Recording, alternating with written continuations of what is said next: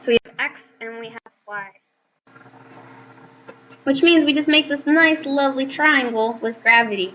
And if I draw it bigger over here, so we can see it.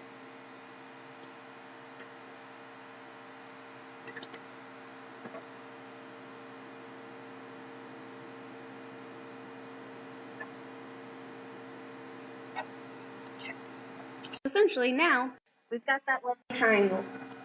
We've got a hypotenuse, that's our vector, gravity. And then we have two components, x and y.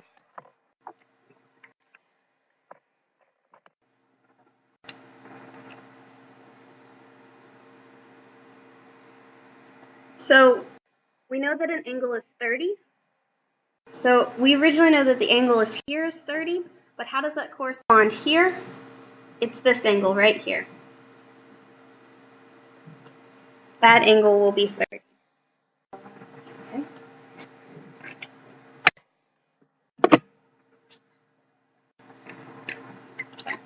So if we look at this triangle here,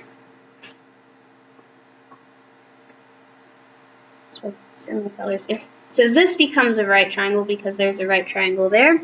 This angle would be 30, which means this would be 60. That corresponds to this angle here. So those are the same angle. That angle is now 60, which means this one has to be 30. That is why this is the most complicated part of the whole unit. Okay? Deciding which angle is your given angle, 30, and doing the geometry for it. But that is the most complicated. It does not get any more complicated than that.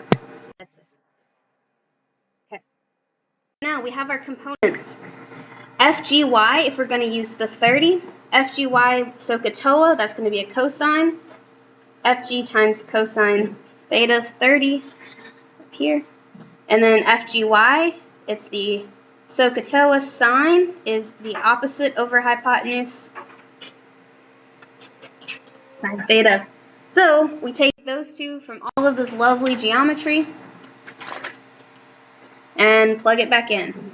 So in the x direction we have FG times sine theta, and then we have FG times cosine theta in the y direction. So it was a lot of work to set up our problem. But from here it's pretty simple.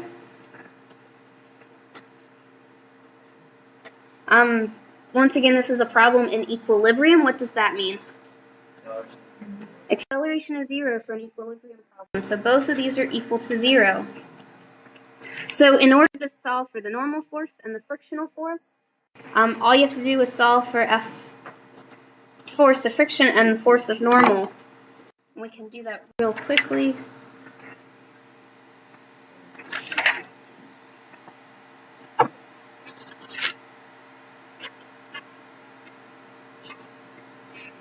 And then Fg is just mass times gravity.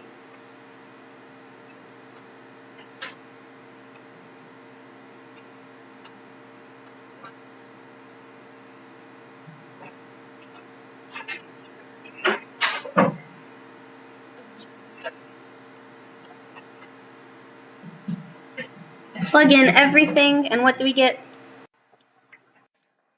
The calculator.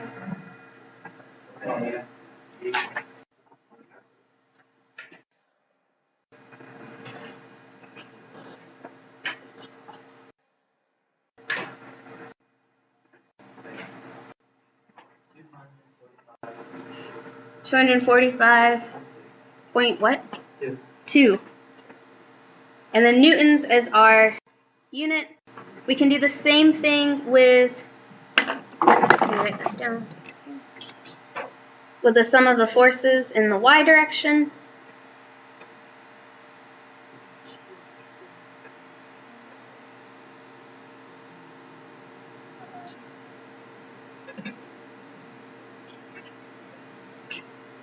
So this will just be mg times cosine.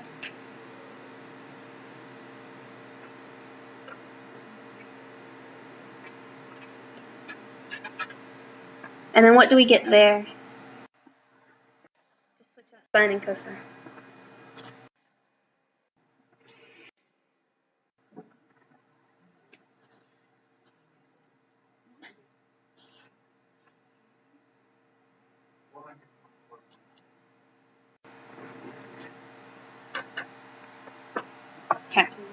So, that was a lot of work.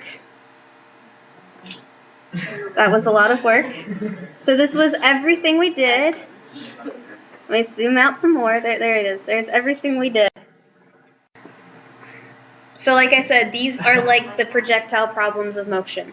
These are the furthest we're going to take forces with inclined plane problems. Are there any questions about this? Yes.